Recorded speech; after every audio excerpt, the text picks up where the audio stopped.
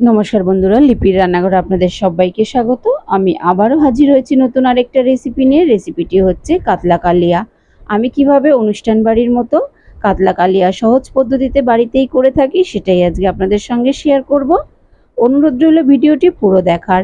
এখনও যারা আমার চ্যানেলটি সাবস্ক্রাইব করেননি, অনুরোধ করব চ্যানেলটি সাবস্ক্রাইব করার।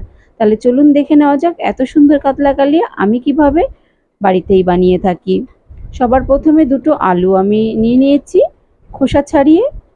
এবার আমি পিস পিস করে কেটে নেব। তবে মাছের আলুটা কিন্তু একটু লম্বাই দেখতে ভালো লাগে। দেখুন আমার আলুগুলো কিন্তু সব কাটা হয়ে গেছে। অন্যদিকে আমি মশলাটা দেখে নিয়ে নিয়েছি 3 থেকে 4 কোয়া রসুন, 1 ইঞ্চির মতো আদা, মিডিয়াম সাইজের একটা পেঁয়াজ, একটা টমেটো। ঝালের জন্য আমি এখানে কাঁচা লঙ্কা ব্যবহার করেছি। আপনারা চাইলে শুকনো লঙ্কার গুঁড়োও ব্যবহার করতে পারেন। এখানে টমেটোটা ছাড়া বাকি মশলাটার একটা পেস্ট বানিয়ে নেব। টমেটোটা আমি পরে পেস্ট বানাবো। অন্যদিকে আমি মাছে লবণ হলুদ মাখিয়ে রেখেছিলাম আগে থেকেই। কড়াইতে আমার তেল রয়েছে, যেহেতু ছেলে টিউশন গেছে মাছ ভেজে দিয়েছিলাম। ওই তেলের মধ্যেই কিন্তু আমি মাছ ভেজে নেব। তেলটা আমার খুব ভালোভাবে গরম হয়ে গেছে। এবার আমি সব মাছগুলো তেলের মধ্যে দিয়ে দেব। এক পাশটা ভাজা হয়ে গেলে আমি আরেক পাশটা উল্টে দেব খুন্তির সাহায্যে। দেখুন বন্ধুরা, আমার কিন্তু মাছগুলো ভাজা হয়ে গেছে। আমি একটি পাত্রে তুলে নিচ্ছি।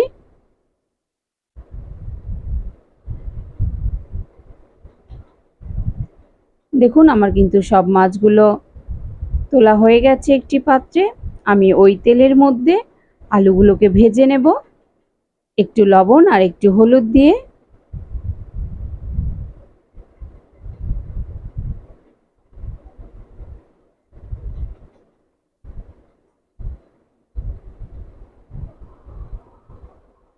দেখুন বন্ধুরা, আমার কিন্তু আলুগুলো ভাজা হয়ে গেছে। আমি একটি পাত্রে তুলে নিচ্ছি। অবশিষ্ট তেলের মধ্যে 2 থেকে 3 চামচ সর্ষের তেল অ্যাড করলাম। ফোড়নের জন্য দিয়ে দিচ্ছি দুটো তেজপাতা, সামান্য গোটা জিরা। খুব সুন্দর একটা গন্ধ ছাড়লে দিয়ে দেব মশলার পেস্টটা।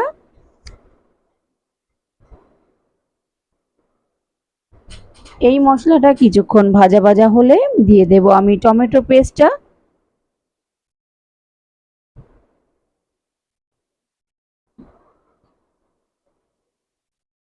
দেখুন বন্ধুরা, মশলাটা কিন্তু আমার অনেকটাই ভাজা হয়ে গেছে। আমি এই পর্যায়ে দিয়ে দেব টমেটো পেস্টটা। আবারও আমি খুব ভালো করে কষিয়ে নেব। এবার আমি দিয়ে দেব 1 চামচ লবণ, 1 চামচ হলুদ, দিয়ে দেব হাফ চামচ জিরের গুঁড়ো, হাফ চামচ ধনের গুঁড়ো, দিয়ে দেব রঙের জন্য হাফ চামচ কাশ্মীরি লঙ্কার গুঁড়ো। খুব ভালোভাবে মশলাটা আমি কষিয়ে নেব যতক্ষণ না মশলা থেকে তেল বেরোচ্ছে।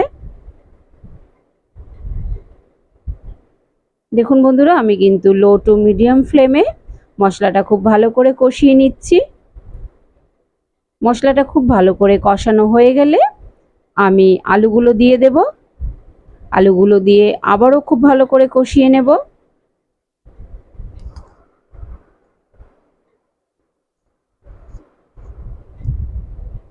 দেখুন আমার কিন্তু মশলা থেকে তেল ছেড়ে দিয়েছে। আমার কিন্তু কষানো হয়ে গেছে। এবার আমি এই পর্যায়ে জল দিয়ে দেব। ঝোলটা আপনারা বুঝেই দেবেন। খুব ভালো করে মিলিয়ে দিয়ে আমি ঢাকা দিয়ে দেব।